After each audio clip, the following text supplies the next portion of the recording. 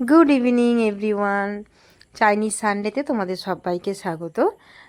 Chinese Sunday এই কারণে বলছি, আজকে সানডেতে আমি চাইনিজ খাবার বানিয়েছিলাম, এই কারণেই আমার কাছে আজকের সানডেটা চাইনিজ সানডে। অ্যাকচুয়ালি কী বলো তো, রবিবার দিন সকালবেলা আমার পক্ষে পসিবল হয় না, মানে ভালো মন্দ কিছু রান্না করার। তার কারণ আছে। তার কারণ হচ্ছে, সারা সপ্তাহ কাজ করে আমি এতটা টায়ার্ড থাকি, রবিবার দিন ঘুম থেকে উঠতে উঠতে আমার 8:30 বেজে যায়।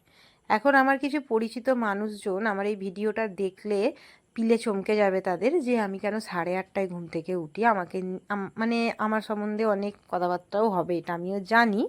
মানে চেনা জানা মানুষজন যারা আমার ভিডিও দেখে, আমাকে ফলো করে আর কি। মানে ওই কি বলবো, যারা হয় না যে পিএনপিসি করার জন্য ফলো করে, এরকম। তো ওরা এখন বলবে যে 8:30 9টার সময় ঘুম থেকে উঠে, ও মা কি বাবা, কি বাড়ির বউ হয়েছে।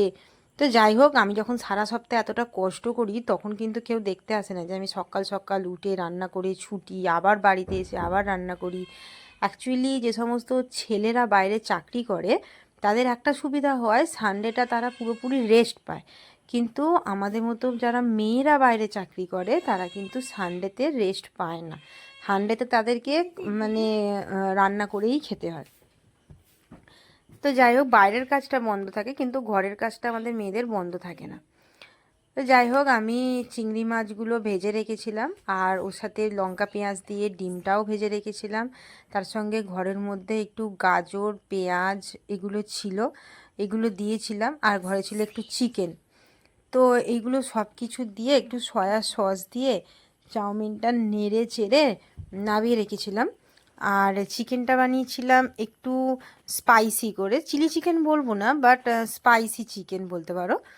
আর এই চিকেনটার মধ্যে না একটু সিজওয়ান সস দিয়েছিলাম। তারপরে চিকেনটাকে একটু আগের থেকে রসুন আদা গোলমরিচ এগুলো দিয়ে ভালো করে ম্যারিনেশন করে রেখেছিলাম। আর চিকেনটা পুরো ফ্রাই ফ্রাই হয়েছিল। তো এরকম একটা খাবার বানিয়েছিলাম, আর আমার খুব ভালো লেগেছে এই খাবারটা খেতে। আশা করি যদি কেউ করো বাড়িতে এরমভাবে, দেখবে ভালোই লাগবে খেতে। পুরোপুরি চাইনিজ খাবার হয়েছিল। আর এখন রাত্রির প্রায় 10টা মতো বেজে গেছে। আর এই খাওয়া দাওয়া শেষে মেয়েকে নিয়ে বসেছিলাম একটু চেস খেলতে, কারণ আমার যাই হয়ে যাক এগুলোও হচ্ছে আমার রোজকার রুটিন। 11টা বাজলেও ও বসবেই খেলতে, অন্তত একটা দান খেলে তবে ও শোবে। তো চলো, সঙ্গে খেলা করে তারপরে শুতে শুতে আমার প্রায় 11:30 বেজে গিয়েছিল। তো চলো, আজকের মতো গুড নাইট।